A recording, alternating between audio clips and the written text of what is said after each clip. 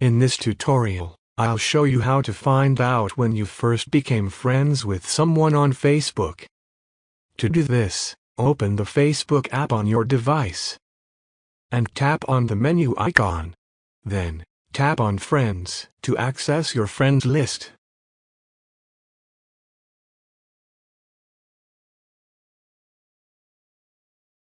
Find the friend you're interested in and tap on their name to open their profile. From there, tap the three dots and select See Friendship to view the details of your friendship, including the date when you first became friends on Facebook. It's a simple way to reminisce about your connection with someone. If you found this tutorial helpful, please give it a thumbs up and consider subscribing for more helpful tutorials. Thanks for watching.